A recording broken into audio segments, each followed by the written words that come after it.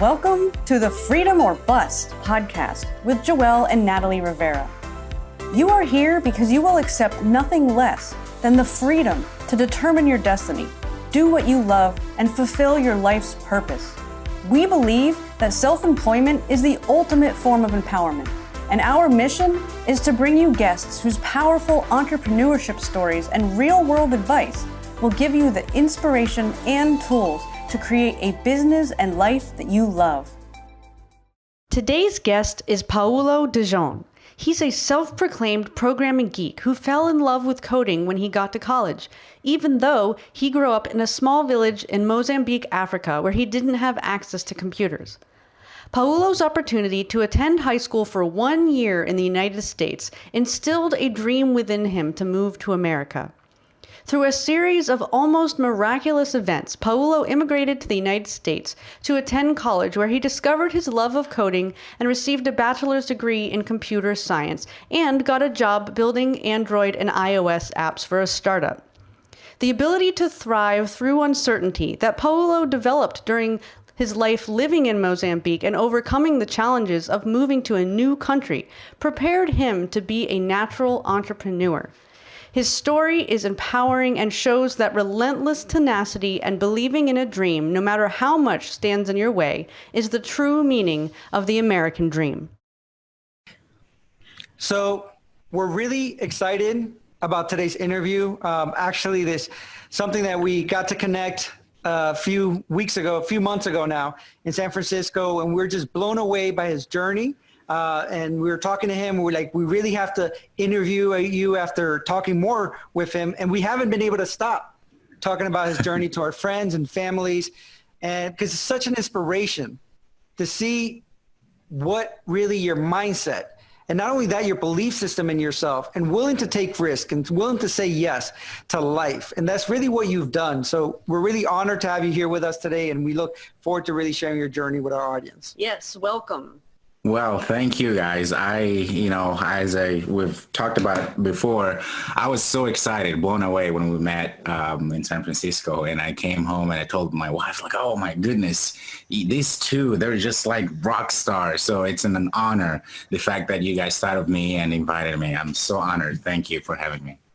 Well, we are definitely excited to help you spread what you do and share your story, because we know that it's going to inspire our listeners. So I'd like to start off by pointing out that, as we already mentioned, your journey to entrepreneurship started as an immigrant to the United States. And so I want you to take a moment just to tell that part of your story, because it's so relevant.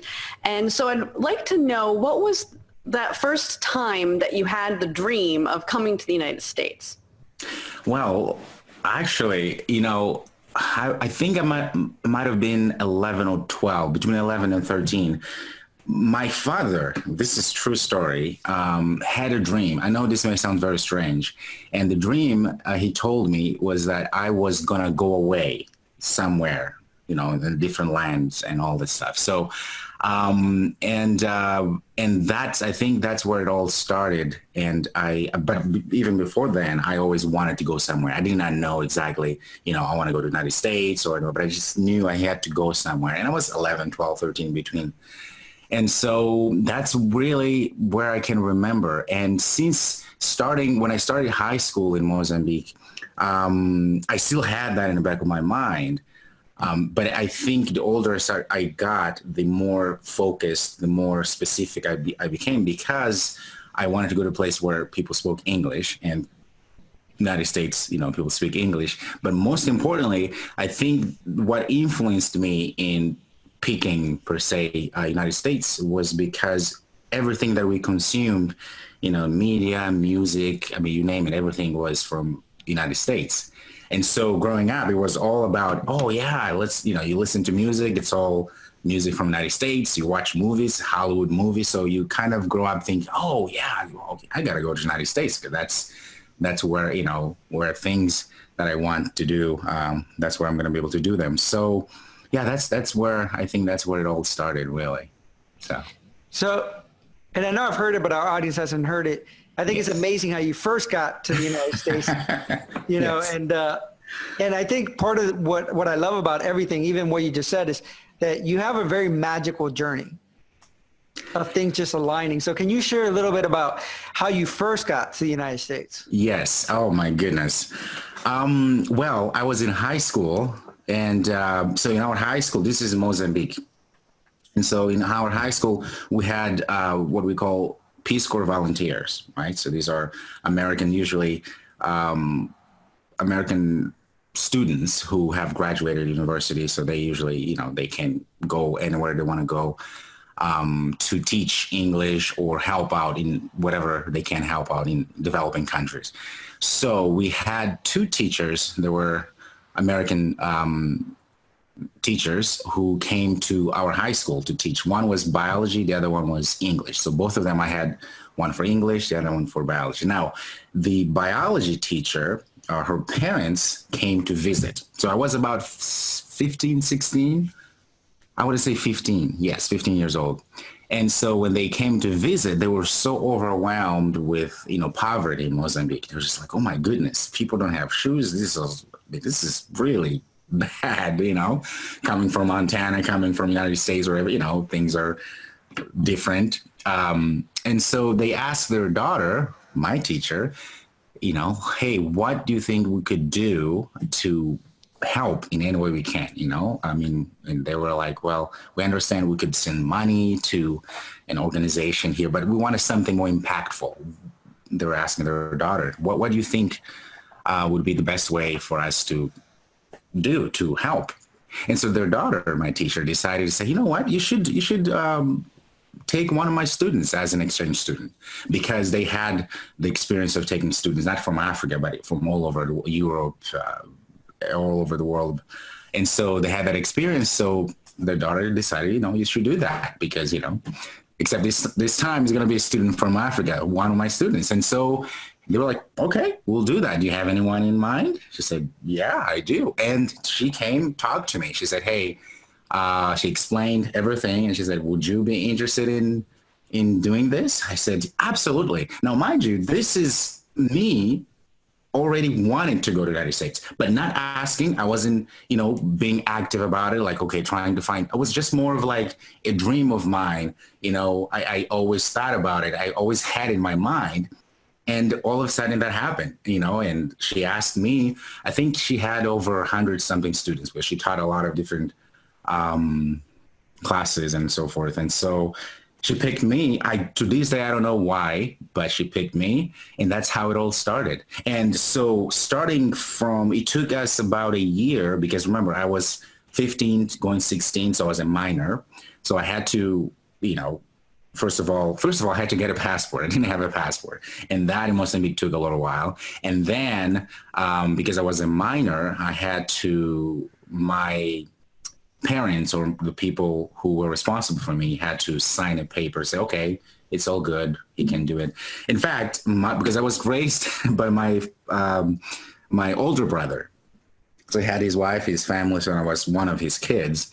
And so when I went home and told them that had happened, that there was an opportunity for me to go to the United States, they thought I was just, kidding, or that was a joke. Because there's no way. What are you talking about, right?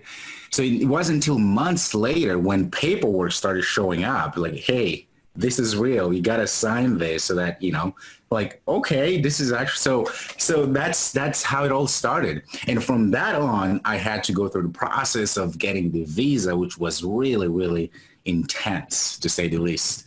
But you only stayed for 1 year. Yes. Correct? Yes. And then you ended up coming back home. How was that experience of, obviously now that you've had this experience of living in the United States, to going back home? And then did you already decide at that point that you wanted to go back permanently? Absolutely. Before I even had left the first time, I wanted, because I understood, there was a 1 year thing, right? You couldn't just go in. Right. So I went 1 year later, came back, and I wanted to go back to the United States, but I couldn't because, there's money issues. You have to have scholarships. So there's a lot involved. And so going back to Mozambique after my 1 year, I wasn't very happy, obviously, because I wanted to stay, but I knew that you have to. And so it was really hard going back, number one, because most people in Mozambique didn't quite understand, what it all entailed, right? This exchange program. Most people, when I say most people, my family included, they thought, well, he's going to the United States, that's it. He's going there and go to college and live life and then start saving money. Hopefully it was something like that, right? How it goes. Yeah. And so me coming back, it was kind of a shock, like more of like, okay, what's going on? What are you doing here? And mind you, I'm now 17 years old, right? And so I'm coming back and I'm not happy, because I know what's, waiting for me. And I just, I just not in a good, place in a way. And so it was really hard because there was that, well, number one, culture shock. There's differences. I have experienced the American way of living, even though it was just for a year, but still. And so I didn't quite connect with my family and even with my other friends as well as I used to after that year. And so luckily I found my tribe, right? I ended up finding these expats and also other Peace Corps volunteers. Those were different ones because every 2 years they rotate. And they were the one that kind of helped me really integrate myself back to Mozambique, but not Mozambique, the real Mozambique, but kind of the subset of expats, if that makes any sense, right? Because they understood. And meanwhile, while all of this is happening, my transition and all that stuff. So I'm still working, actively working, trying to figure out ways to get scholarships to, get back to the United States for college. Well, every now and then, my friends who were Peace Corps volunteers, right, they would always ask, hey, how is it going? How are things going? Have you found a way to go back? But things weren't going well because I had some connections in Montana because that's where I lived, but it fell through. It didn't really work out. And so all this time, I'm letting them know this is what's happened because they would ask. So one of them decided, without me knowing, decided to call her mom and dad here in the United States and ask, hey, Mom, so I have this friend of mine, explain everything, would you guys be willing to sponsor him so that he can come to the United States and go to college and all that stuff? And they just said yes. They don't know me, they just trusted her, their daughter, and they said, yeah, of course, yeah, whatever you need to do. I mean, from what you say, this kid, whatever, okay, we'll do it. And that's how it all, so then she comes back to me, this friend of mine, she said, hey, how's it going this time? And he was like, no, still, it's like, well, okay, here's what happened. I talked to my mom, my parents said yes, just like that. And I'm thinking, I don't know what to say. I mean, this is, and mind you, just for those who may not know what that entails, sponsoring someone. So if you sponsor somebody legally in the United States, if somebody were to sponsor somebody from another country to come, that means you legally responsible for that person, which means if something happens, this person comes here, goes kill somebody or does something, still you are legally responsible. So it's not, a light thing like, oh yes, let's just sponsor. And, no, this is a very important decision they made. And so I was very happy, obviously. So we had to go through the process now of getting the visa, which is, another issue. I don't know if you wanted me to continue.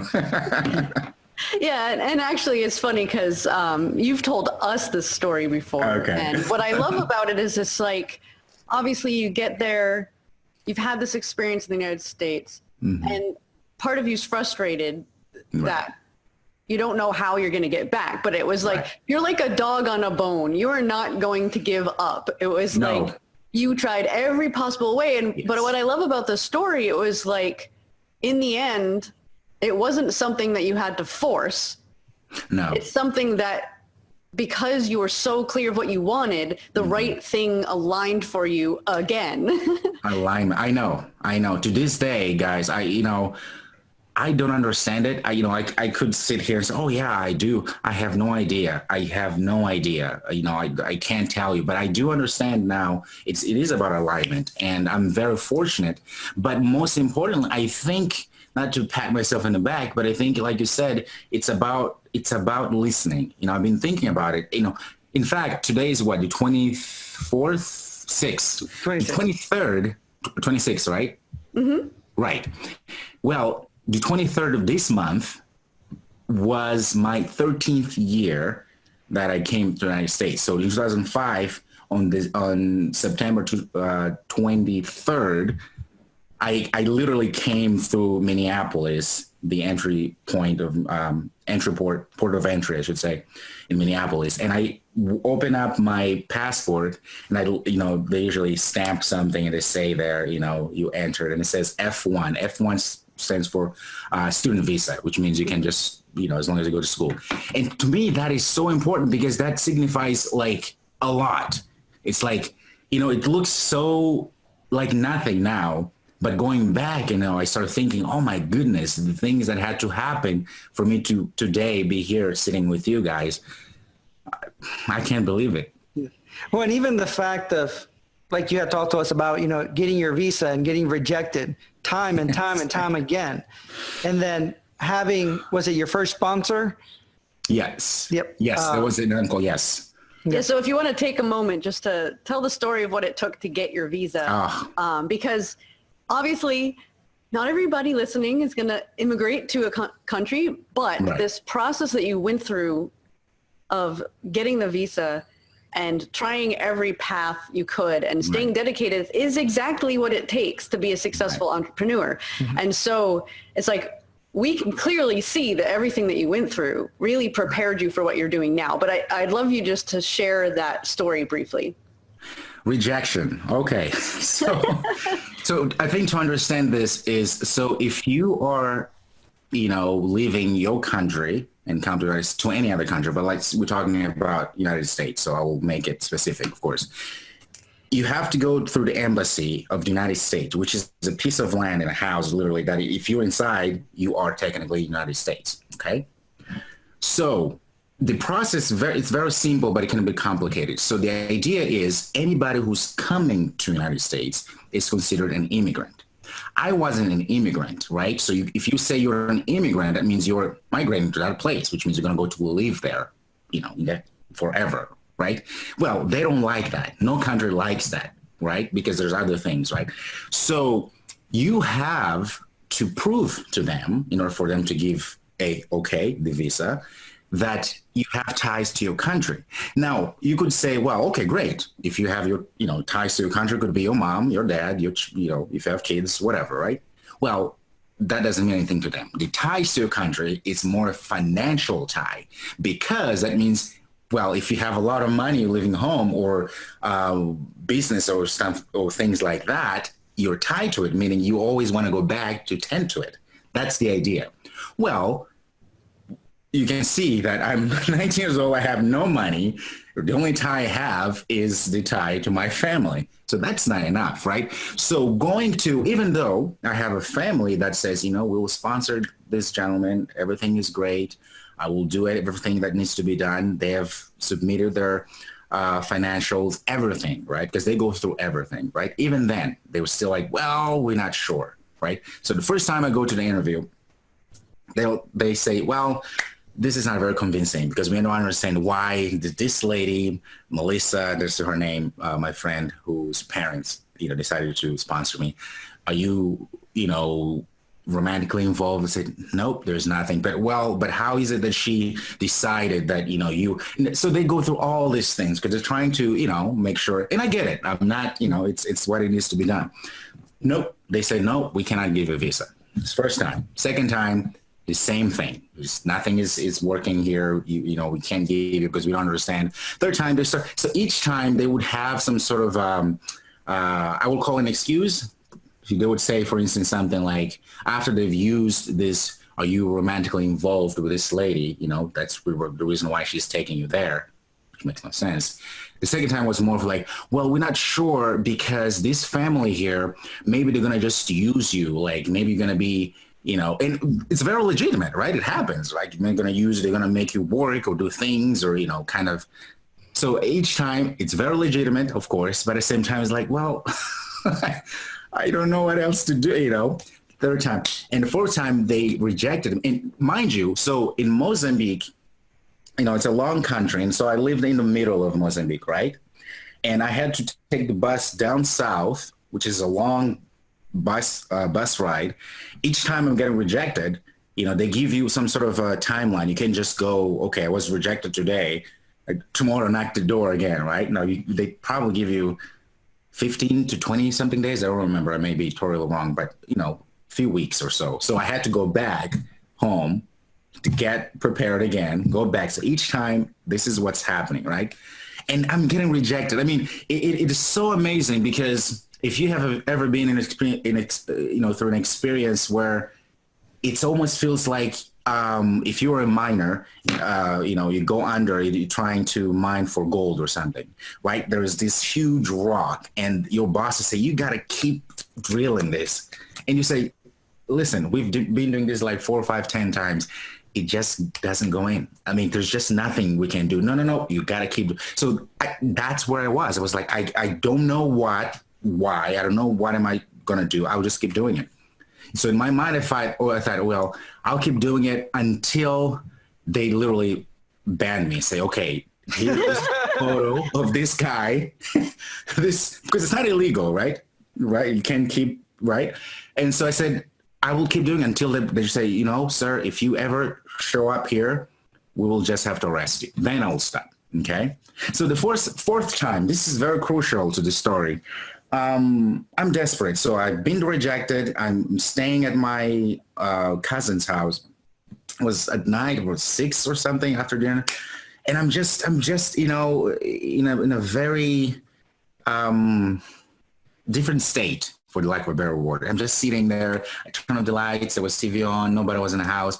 And I'm sitting there. I'm thinking, what is going on? What is it? Like, I mean, no alignment. What's going on? There's nothing. I'm just, seeing a vacuum here. What's going on?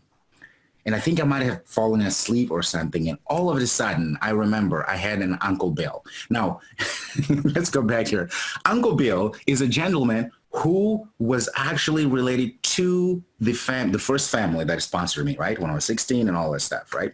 He helped with the process. Back then, the first time was a little bit easier because, I was 16 and it was just for 1 year. This time, remember, I'm trying to get back for college, which means they give you the F1 visa, which means you can stay here as long as you're going to school. So there are people who come here, they go to school for 20 years.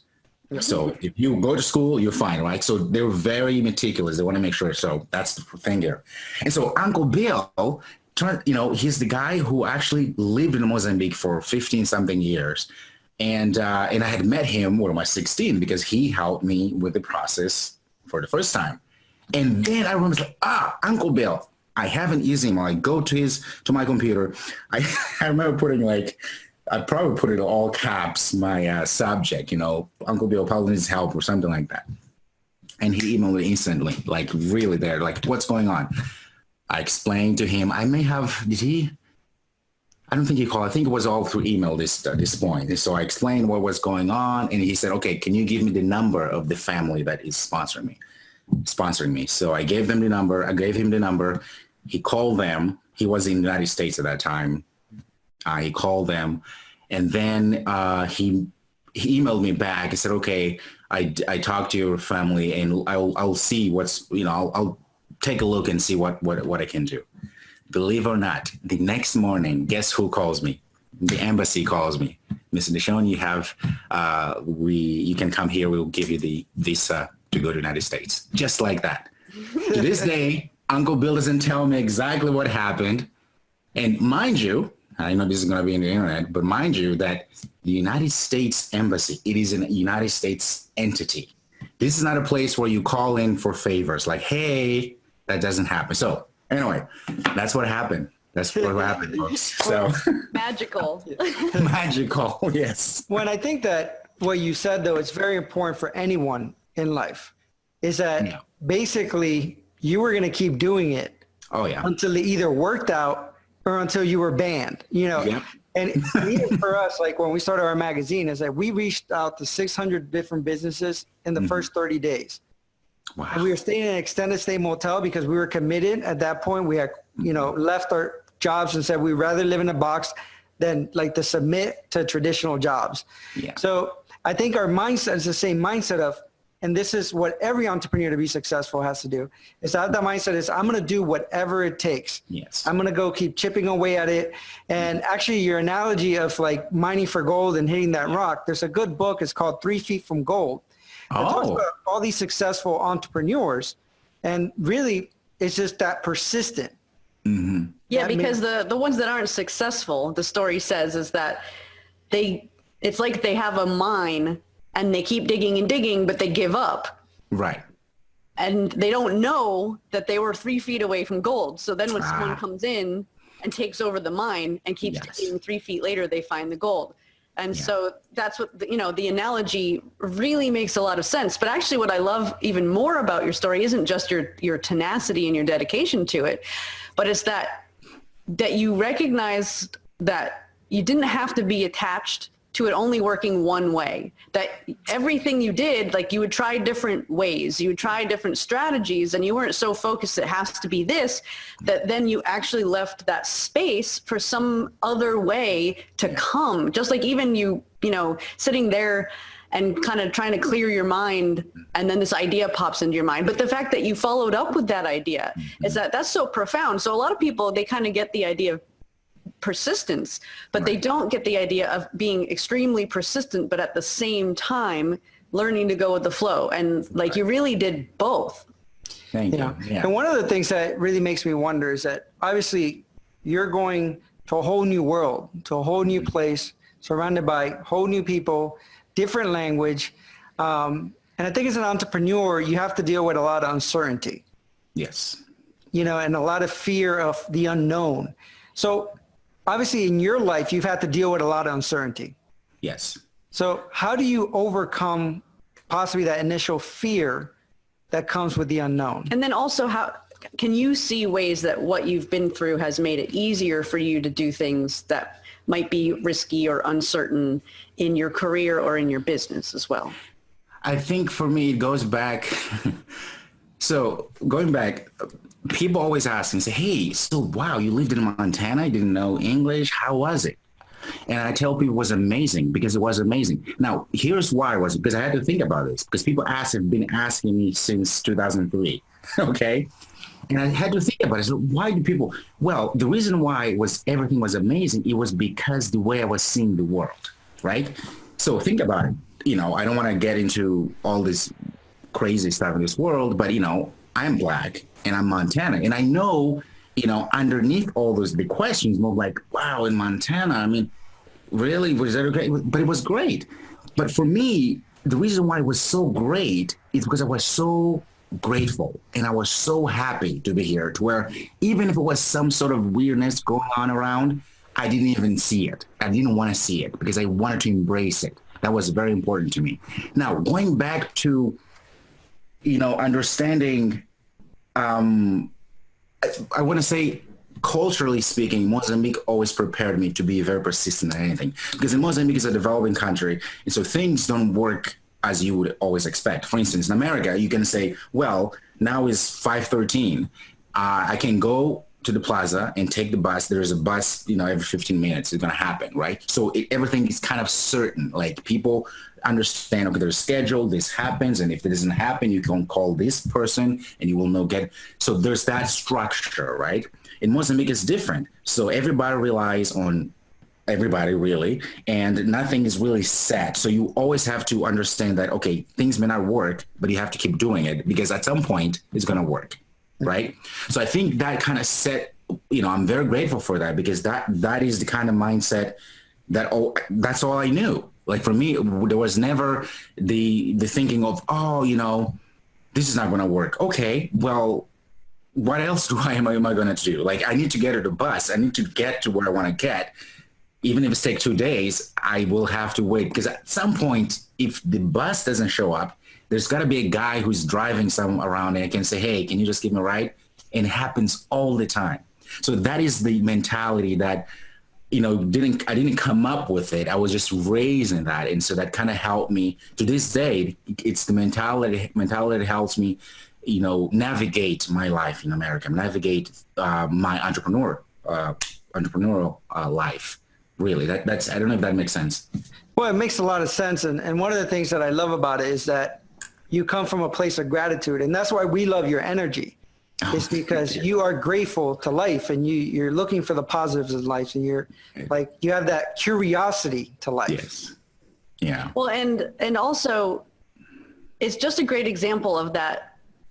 You could look at your experience growing up as adversity, but to you, of course, it just feels normal because this is where you are. But that it just goes to show that adversity really does teach you something.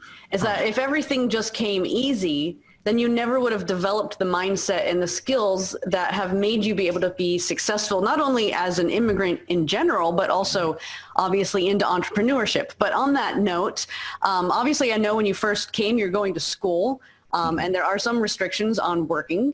Yes. So if you'd like to share just kind of what was your career trajectory? Like what did you do for your career at first? And then also what was your first experience working independently or as an entrepreneur?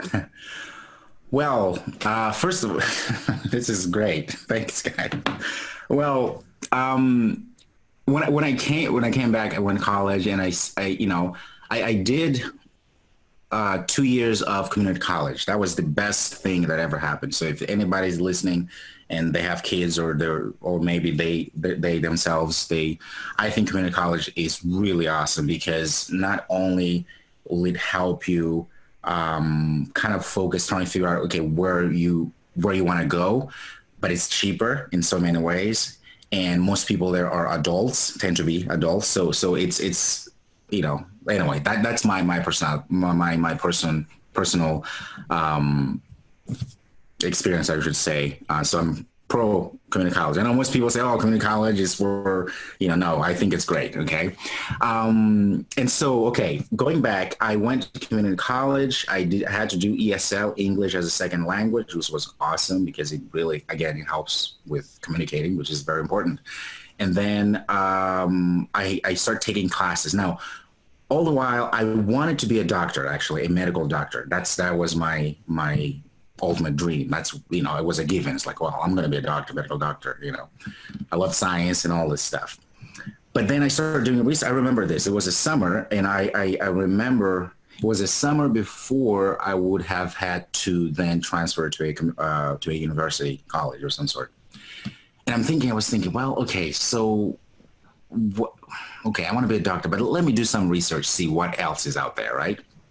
I go to the library. I remember this, and I was looking. There's, the what do you call profession section of career section, right? You go, there's books and all. So I'm going through, picked up this book, going through. So okay, let's go to doctor part. It's like, oh my goodness, this is gonna be real expensive. I'm like, this is, in so many years, like, no, I need to start making money as soon as I can, right? And I go through, and I saw a place where it said computer science. So anything with science just, got me very excited, right? It's like, oh, computer science, what is this? Okay, so I started reading, and so, oh, you have to do this thing called programming, and there's this all crazy stuff. I'm like, I have no idea what that is. This is the weird thing about me, guys. Most people want to be, okay, this will sound like, okay, I'm being humble, but not really humble. But this is a problem, and I admit this. Most people, normal people, what they do is, if you see danger, what do? You run away from danger. Me, maybe out of stupidity, whatever you want to call it, I usually go towards the danger. For some reason, it's just wired. I'm just wired that way. The reason why I wanted to do it now is because I had no clue what that was. This programming thing. It made no sense. In fact, I went and got a little book that had this programming thing, and I'm looking at it, I'm like, this is like, I have no idea what this is, right? That's what I said. That's what I picked.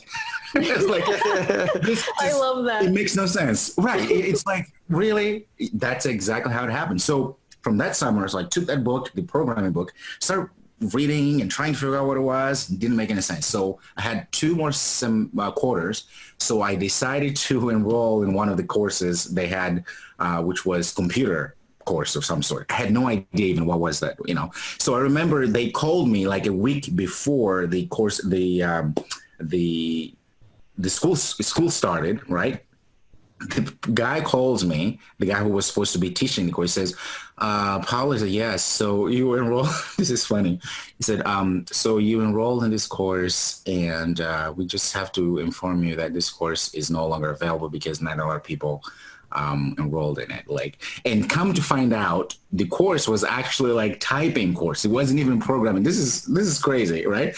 And he said, so just to please allow me, I want to understand this. What exactly were you looking at? I said, oh no, I just want to start programming course. Like, oh, well, I'm glad this didn't work out for you because this is not a programming course. A programming course is this one. In fact, I will give you the number you can call. This is how, not aligned I was with, this career. But then anyway, I ended up going to that class, hardest thing I've ever done. But guess what? Next semester, I'm in the same class again. I passed, it was fine. I said, this is what I'm going to do. And that's how it all started. Fast forward, I then transferred to University of Whitworth here in town.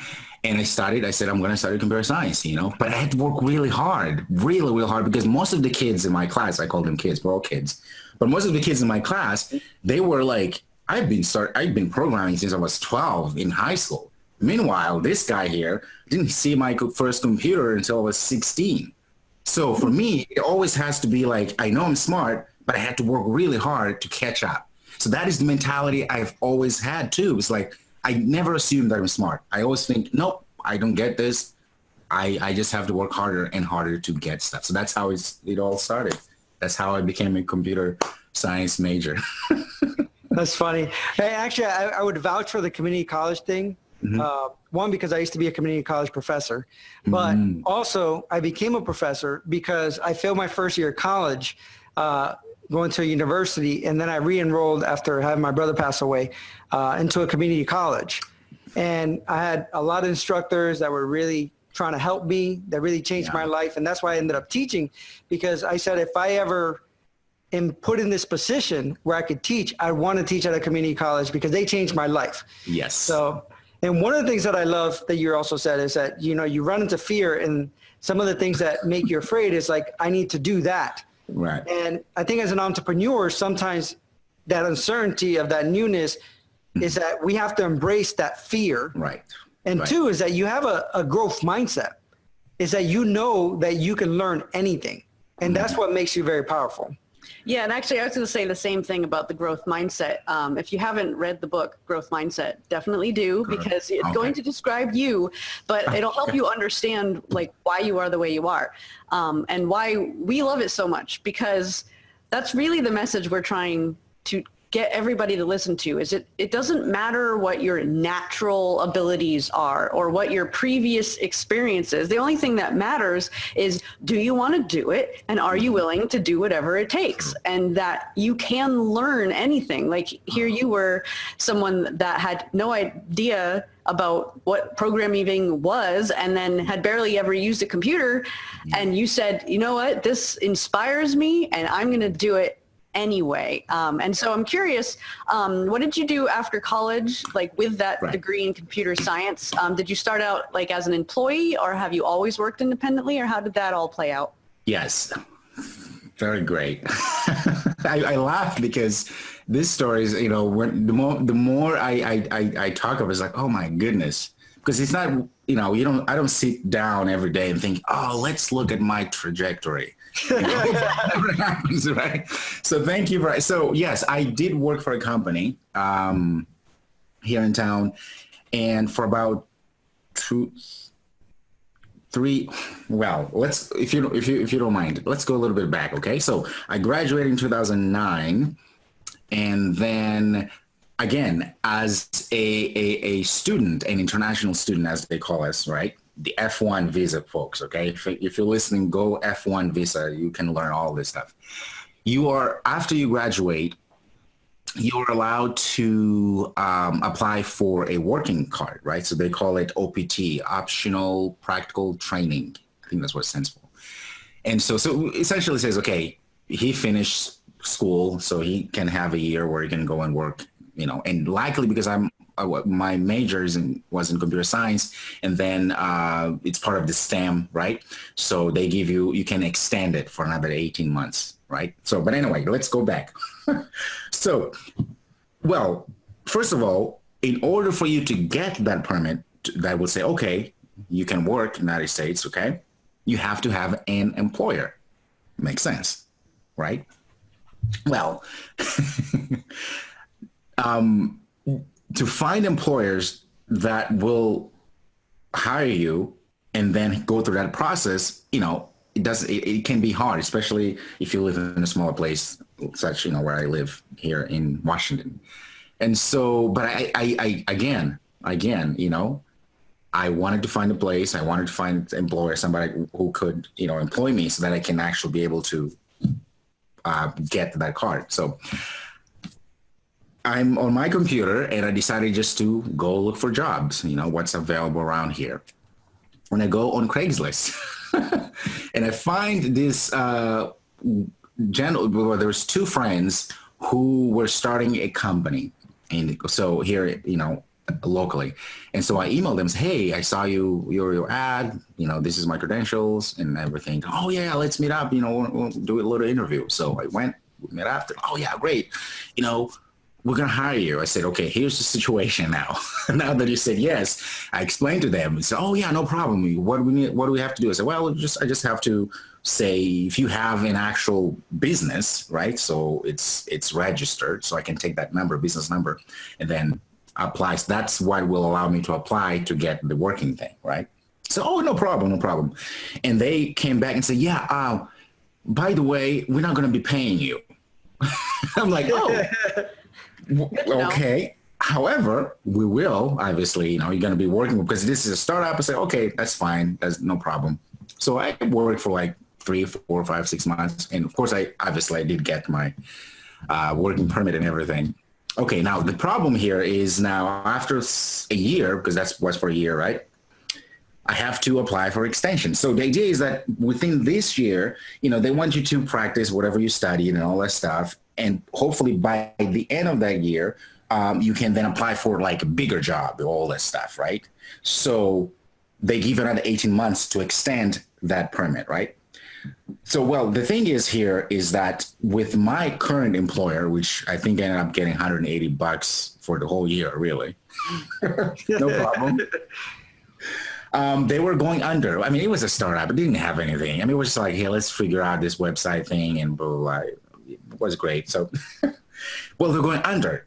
So now I'm panicking because in order, again, to extend, guess what? You need to have a business, any kind of business that is kind of related to what you do, what you study. And so now I'm panicking. I'm like, oh, man, okay, if you guys going under, that means the business is obsolete, right? How am I going to? And luckily, the guy, he was like, okay, what are we going to do? We're going to actually postpone our closing doors for another 18 months. This is crazy.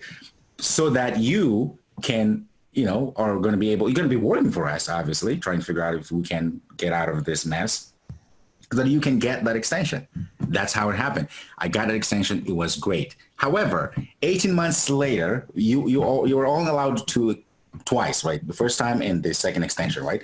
18 months later, well, I can't do the same thing. Now I have, if I want to stay in this country, I have two options. One, I could go back to school. Two, I would have to find a business, a legitimate business that will sponsor me to have what they call H-1B visa, which is the working visa. Like any person who comes to the United States to work, they get this visa. Now, here's the tricky part. It's a sponsor base, meaning I cannot just go and fill out a form just like I did before. A company has to say, look, this guy, Paulo, is so special to where we can't find anybody else in the whole United States who can do what Paulo does. In order for they in order for me to get the H-1 visa, and you can understand that makes no sense because I'm not that special, right? So, but that is the kind of requirement. You are that special. Wow, I'm not that special. And so likely again, I found this company who was willing to do that. They were willing to. So the moment you find a company and they say, well, yes, we're able to go forward and do all this thing for you, to sponsor you, then you're okay, right? But then you go through another process. But anyway, so that was my trajectory. Now, I know there's too much here. So it got to the point where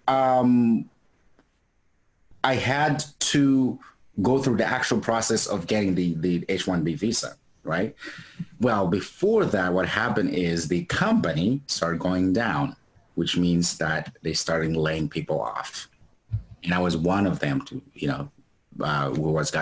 was laid off. And fast forward, everything ended up fine. That's when I actually realized that I cannot, be reliant on other people's businesses for me to stay here. By that time, a lot of things happened. By that time, I had gotten married already, so I had no problems already with staying here and all these things. So, but to answer your question, that's when I started thinking. I was always an entrepreneur, but when that happens, being laid off, actually on our vacation, driving on a vacation, and then I get the phone call. It's really fun, get that phone call from your boss, say, hey, what are you doing? He's like, you know what I'm doing. I'm on vacation. Oh yeah, no worries. When you get there, can you call me? And this is like, I have 3.5 hours of driving and you tell me that I need to call you when I get there. It's crazy. It's not good. It's not good. Get a hotel, the boss said, yeah, this is happening. So Monday when you get back, please come get your stuff. You and the other 30 people, we're done, So that's when I decided. I remember sitting with mom. I was like, you know what? This is done. When we get home, I'm going to go get my stuff. And then I will really just focus on my entrepreneurship. So long story. So were there any fears or limiting beliefs that you had to overcome in that process? Oh my goodness. As an entrepreneur? Well, yeah, just obviously you started out in a startup, which is actually pretty cool because it was good training, especially because they failed.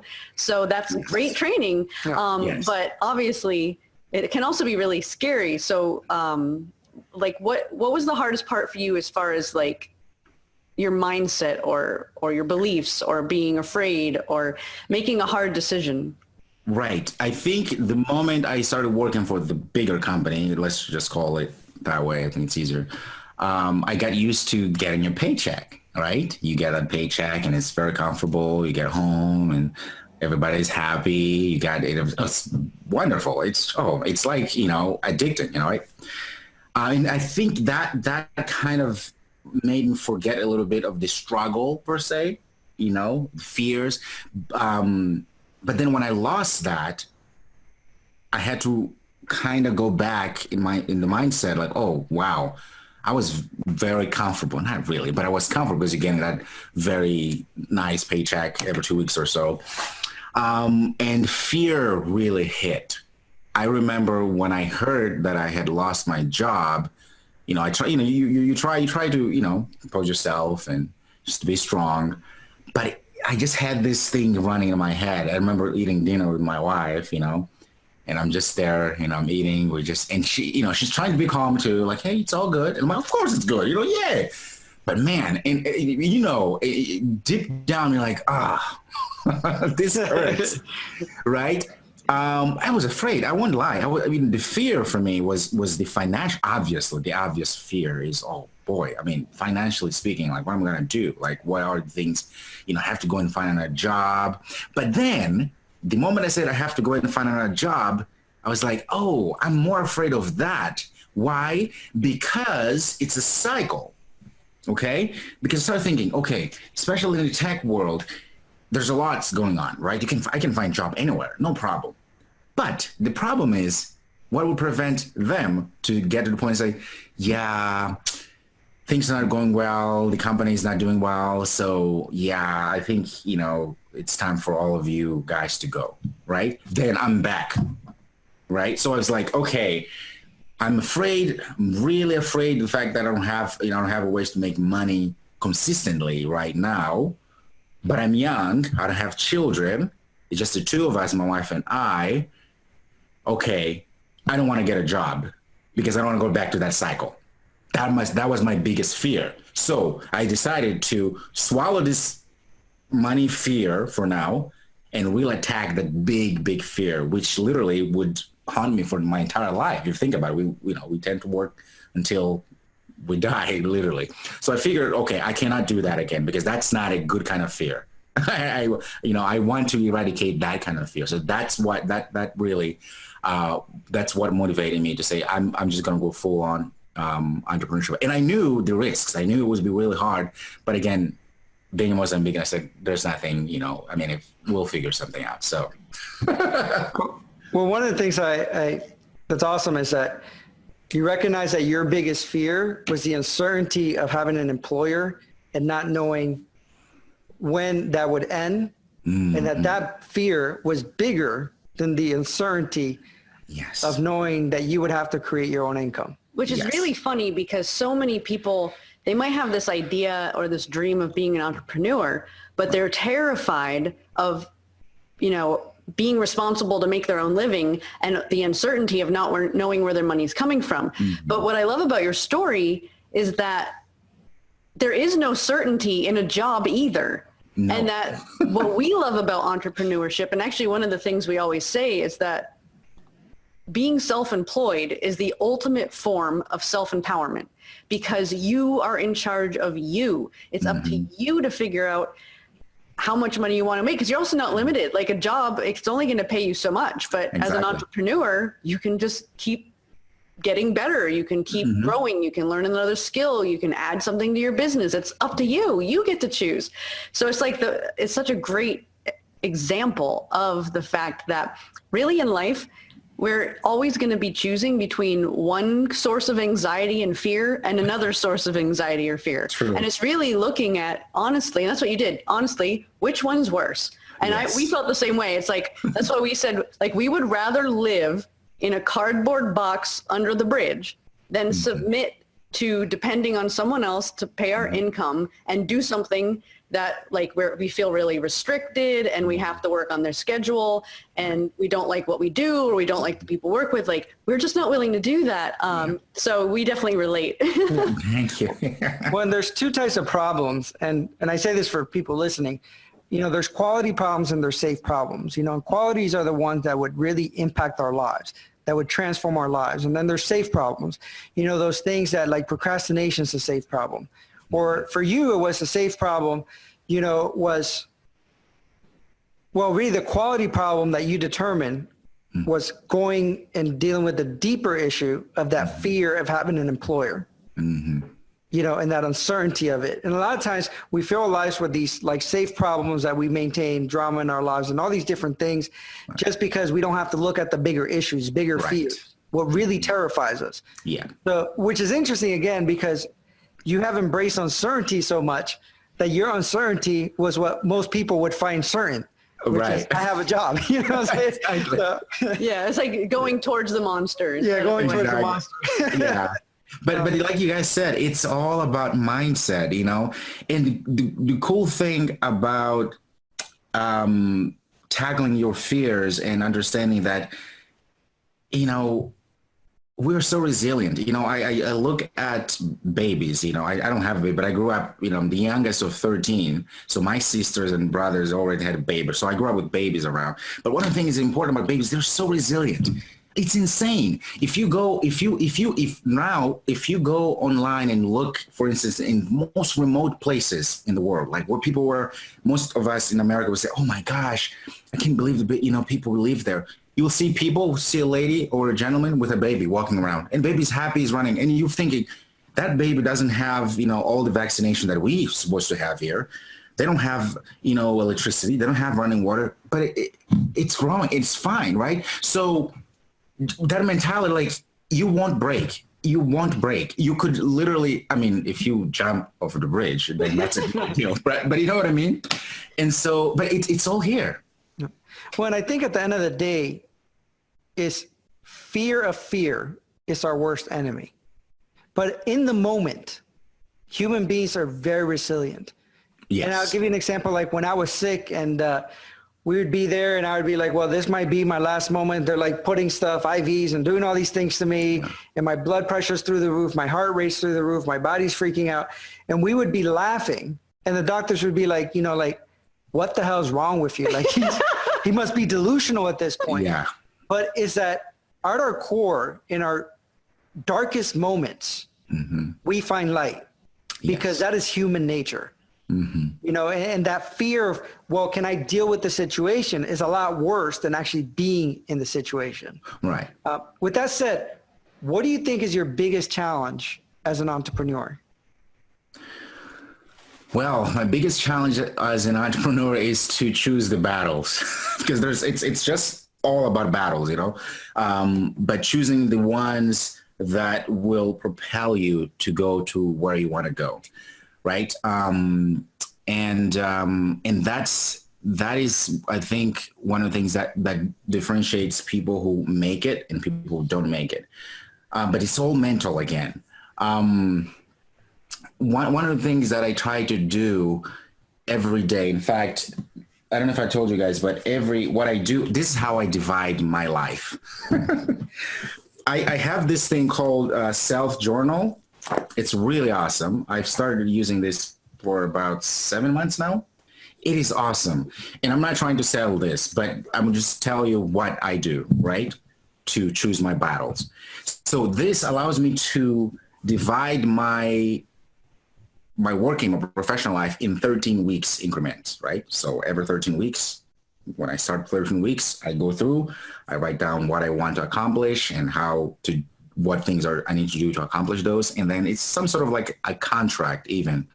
Like, okay, if I accomplish all these things in 13 weeks, what I'm going to do? Usually I tell myself I'm going to take my wife to a nice dinner or something special. Not for me, because now I have this kind of like impulse of say, oh, well, it's for my wife. And I tell her, you know, the big prize. So there's that pressure of like, well, I don't want to be a liar. So I have to actually get stuff done, right? That is my biggest battle. So what that allows me to do is to be focused on things that matter, right? Especially nowadays as an entrepreneur, there's so many things. You open the news, you open this, there's this new thing that happens, or there's this new Amazon thing I should go. I mean, there's just a bunch of things. Like trying to figure out, okay, what's working and how can I maximize my manpower, my whatever I have here to get through this and take me to other places. That is the main goal that I always, every day I have in my mind. And this helps me, right? It's called Self-Journal. I can give you the links and it's really good. So. Yeah, we can put the link to it in the show notes in case anyone wants to check out what it is. But I love the idea of that because it makes a really concrete goal. Yeah. It helps you break down what you're going to work on. And ultimately, it keeps you focused. So more than anything, that's the point of the exercise. Right. Yeah, and we don't use a snazzy journal like that, but we do have a similar process where we do it on like a 60-day cycle. And we're constantly checking in and seeing where we're at and reestablishing our priorities and our goals. And it's huge. And we hang it up somewhere visible. And then every week, you know, on Sunday we get together, we kind of look at what we're going to do for the week. And Monday is like the best day for me. Like I love Mondays. People hate Mondays, but for me, Monday is get done day. You know what I mean? Right. You know, I hate that, you know, but it's like as much as possible. And I get excited if I get like 10 things out of my plate on Monday, and I'll work like 12, 13 hours on a Monday just because I get excited that I'm scratching things off. But I think that you're right. And I think one of the biggest challenges for anybody starting as an entrepreneur is knowing what to focus on. Because for us initially, we were like, squirrel, you know, this is happening. I want to get that done. Squirrel, this is happening. I want to play in that. And then we ended up with 5 different businesses. So we were overwhelmed, you know, too many things and really not being able to really focus on what was going to get us to the next level. So I think that's great advice. And actually, what I would want to know, obviously, we've heard the story of how you became an entrepreneur. And just in a nutshell, Like, what is it that you do now? Like, where are you at now? I know that you're an app developer. I know that you're also an online course instructor. So just give us a rundown of what you're working on now, and specifically what you're working on right now that's like you're the most passionate about. Teaching. I have, I've actually always been a teacher, because when I was in school, I was the kid that the teacher would ask me to sub, if that makes any sense. Like, I was grading papers, and I don't think that was allowed. I was grading papers. I'm talking about like, we call primary school, so that would be middle school, American. Would that be middle school through high school? So I was that kind of kid, right? So I've always been. I enjoy it, and it's not because I'm smart or I have all these intellectual capabilities or anything, but for me, it's because it forces me to learn. This is the reason why I like reading. I like to know, to learn things that most people don't. It's like, why, like, who cares? But for me, it's a way of practicing my brain, understanding that there's so much more to learn. And that's what makes me excited. It's like, oh, I can learn. And so by learning, I can show my experiences of struggles that I went through trying to learn something. And somebody said, oh my goodness, I had those problems too. And you were able to come through the same kind of line of thought that I needed to follow in order for me to understand exactly, right? If that makes any sense. For instance, technically speaking, in programming, there's certain concepts that are so hard. It's like, if you talk to, a physicist, you talk about, propulsion, or talk about rocket science, right? Those are really hard concepts, right? But there's a way you can take that stuff and kind of like deconstruct it and understand it so well to where you can teach anybody. So that is my biggest, I'm not at that point yet, but that's what I'm aspiring to be. Like, I want to be able to explain things, technically speaking, to where people can really understand it. You don't have to have a background of, I took 10 semesters of computer science. No. I don't want, that's for a different kind of style of things, right? I want people to understand that, okay, it makes sense.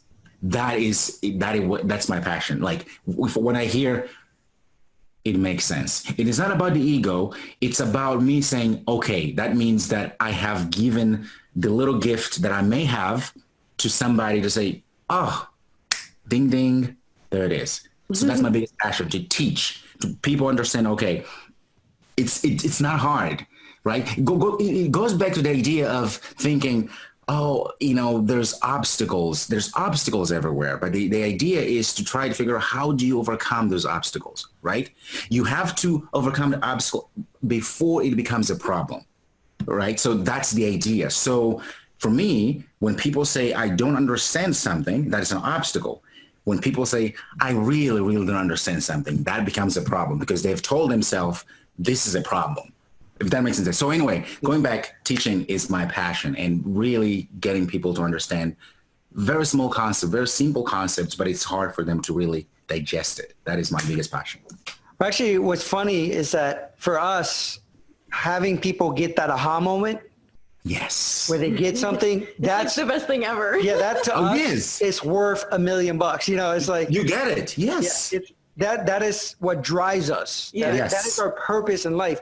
And it's interesting also that you say that that's what you want, but really you're touching almost 60,000 people's lives right now, probably over that, as far as your student base. Right. Yes. All over the world. So you're doing that, obviously you're looking to do it at a larger scale, but realistically, you have more students than some towns have residents. You have more students than like one of the biggest colleges in Florida. So it's impressive that you're touching so many lives in that process. So thank you for following that in your purpose. Yeah, and I love that you're taking something most people look at as complicated and complex, like programming, and you're making it accessible to people. So it doesn't have to be complicated, and you encourage them that, yes, they can understand this. And so that's You know, that's so powerful to be able to help people learn. Like, obviously we're in the same boat. We love to teach people, but it's really, you're giving them power. You're saying, you know, I spent all these years studying this in school, but you don't have to spend that long. You can learn this faster than that. You can apply it to your life faster than that. And so we're going to leave with a final question. It's actually a two-part question. And that is, first, what's the biggest difference that you want to see your business make in your life? And the second part is, what's the biggest difference that you want to see your business make in other people's lives? So what's the legacy that you're looking to have? Oh, legacy. Well, for me, my business is, you know, I would say right now is the business of teaching, right? Online and all that stuff. But for me, I am so excited. I'm so happy to feel and see where this business is taking me, because it's taking me home. What that means is it's taking me to the place we're talking about, where I love learning. It is an obsession. It's almost like a vice, if you will. And so that is the part of my business that I'm kind of, I don't know if I'm answering you correctly, because what was the question again, the first part? Well, the difference that you see it making in your life, but that's absolutely right, is that it's inspiring you to continue to do what you're passionate about, which is to learn. Right. Now, in terms of what I want, I'll just say my legacy to be, you know, the basic concept is, obviously, like we talked about, is to teach people concept that otherwise would have been so impossible to understand. Like, I just, it's too much, right? Because that's how we've been trained. But also, it's not just the technical part of the thing, because I've been thinking about it. It's all about solving problems, we talked about, right? So solving problems, your whole life is going to be about solving problems. So me saying, well, I'm hoping to empower people. I love the way you said it, to empower people into understanding that they can too do things. They can understand certain concepts that it's probably so hard, you know, so only brainiacs can understand it. But also it's to transpose that same thing into life, because it's all the same thing, right? This process that we go through, you know, if you look about learning a language, look about learning a music instrument, if you look about learning a new subject, learning to dance, anything, it's a problem solving process, really is, because you don't understand. What do I do to understand it? Well, I find books or try and figure out, you know, who knows about this stuff. I study it, and then I practice it, and then I keep doing it, and then I become a pro.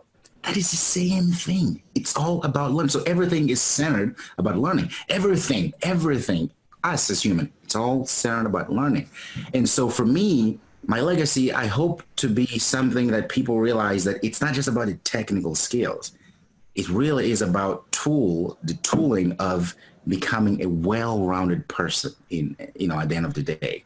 Somebody who can walk around. We kind of talked about this a little bit, how important it can be, or how awesome it would be, you know, somebody who lived in Mozambique or in Puerto Rico, or and then they come to the United States, and then, you know, at some point they feel a little bit inadequate in both, like they go home like, oh, okay, but they go, but then the cool thing is that, well, they can actually go to Puerto Rico or Mozambique and be Mozambicans or Puerto Ricans, and come to the United States being Americans, because we understand the dynamics of this thing. Again, it's a problem solving. It's part of being a well-rounded person. So that's what ultimately it's all about. It's not just about one thing. It starts as one thing, just like a seed, one thing, but then grows into something else, brings something bigger than just that one seed. So I'm hoping that it's a big undertaking. I do understand, but that's what I'm hoping to have as my legacy, really. So I love that. Yeah. Yeah. It's really beautiful that what you really want to give people is the gift of knowing that they can learn. Yes. Which is beautiful. And not only learn, but I think that your perspective is so inspirational, because really what you teach people is how to play the game of life and how to be able to dance in different worlds and how to embrace life to the fullest. Meaning, like when you're talking about like going to Puerto Rico, living in these two worlds, to me, it's always been like, how do you play the game? Because Yes. it's almost like it's all a game, and they just figuring out how to play that specific game. Right. And once you figure it out, you can master that and do whatever you want. Yeah. And then there's always another game to learn, which is that's why you learn and you grow and you keep seeking information. Because to me, if I would say, what is my greatest addiction? My addiction in life is learning. And it's like, I feel that in you. And I think that if anyone takes anything away, it's just the reality that knowledge is power, but not just knowledge is power, is actionable knowledge, which is what you're trying to give people. You're trying to help people not just have learn this theoretical stuff, but things that they can apply to their life to be able to move forward in their life in a well-rounded way. Yes. So there we go. So actually, one final thing, not really a question that's deep, but if someone wanted to connect to you or follow you on social media, or do you have a website or an email, or how do you want people to reach out? Right. You could email me at Paulo@buildapps. No, I'm sorry. Paulo@buildapps.com. Or you could look me up on Twitter at Build Apps with Me. That's the difference there. There's Build Apps with Me, not Build Apps with Paulo. Yeah, those are two main places you can find. You could also find me on Udemy.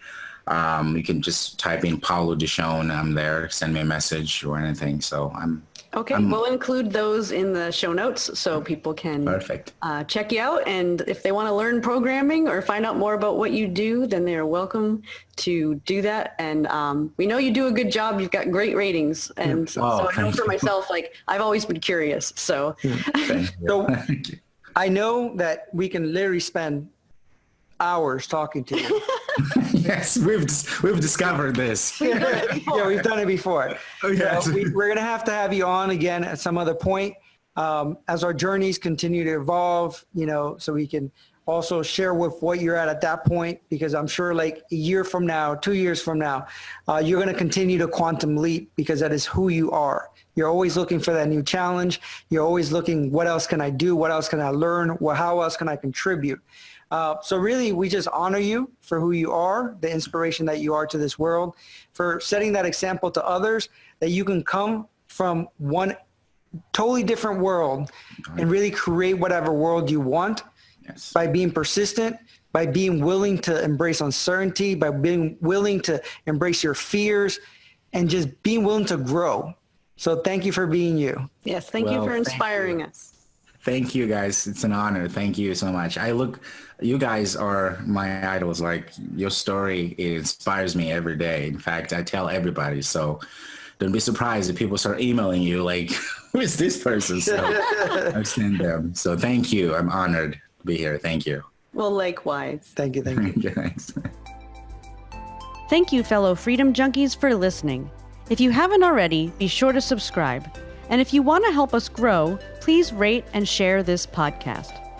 You can also become a member of Freedom Nation. Visit freedomorbustpodcast.com and sign up to receive access to exclusive content and take the 21-day happiness challenge. As you know, we believe that entrepreneurship is the ultimate form of empowerment, which is why we created the Side Hustle Business Startup course for anyone looking to create their own income and take back their power. We offer an exclusive discount for our podcast listeners. Find out more at freedomorbustpodcast.com.